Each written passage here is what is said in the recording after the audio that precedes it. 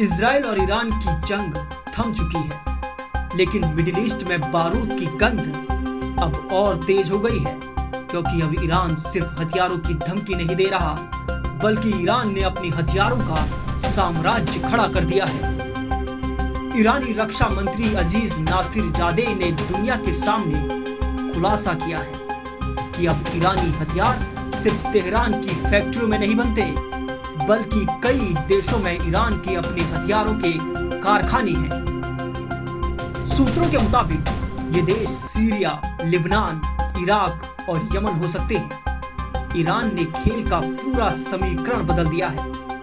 अब वो सिर्फ हथियारों की धमकी नहीं दे रहा, बल्कि अपने हथियारों की फैक्ट्रियां कई देशों में खड़ी कर चुका है। यानी अब सिर्फ तेहरान से नहीं, बल्कि सीरिया, लेबनान, इराक और यमन से भी ईरानी हथियार निकलेंगे और अमेरिका इजराइल पर बरसेंगे।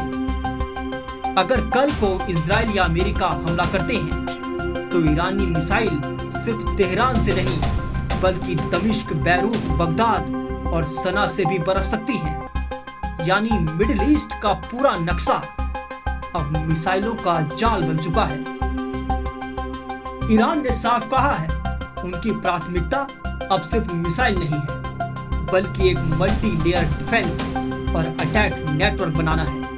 ईरानी रक्षा मंत्री अजीज नासिरजादे ने चेतावनी देते हुए कहा कि अगर जून में इजराइल के साथ हुआ युद्ध लंबा चलता, तो आखिरी 3 दिनों में इजराइल हमारी कोई भी मिसाइल नहीं रोक पाता। ईरान के रक्षा मंत्री अजीज नासिरजादे का दावा है कि उनके पास कई देशों में हथियार बनाने का बुनियादी ढांचा मौजूद है। आने वाले वक्त में ये सच पूरी दुनिया के सामने आएगा। ईरान ने दावा किया है कि उनके पास हाईटेक कासिम बसीर मिसाइल है, एक मीडियम रेंज बैलिस्टिक मिसाइल जो 1200 किलोमीटर दूर तक वार कर सकती है।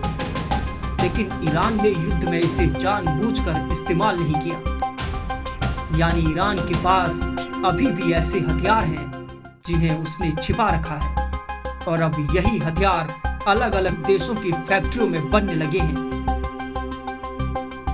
ईरान अब खुलकर बता रहा है कि युद्ध ने उसकी प्राथमिकताएं बदल दी हैं। सिर्फ मिसाइल नहीं, बल्कि हथियारों का पूरा नेटवर्क खड़ा कर दिया गया है। यही नेटवर्क अब एक्सिस ऑफ रेजिस्टेंस कहलाता है, जिसमें ईरान के साथ सीरिया, लेबनान, इराक, यमन और फिलिस्तीन के उग्रवादी संगठन शामिल हैं। हिजबुल्लाह, हुती और हमास अब ईरानी फैक्ट्रियों के हथियारों से लैस होंगे। युद्ध के बाद ईरान ने ओमान की खाड़ी और उत्तरी हिंद महासागर में क्रूज मिसाइलों का प्रदर्शन भी किया है। यानी संदेश साफ है, ईरान अब अकेला नहीं है। हथियारों का उसका जखीरा कई मोर्चों पर फैल चुका है।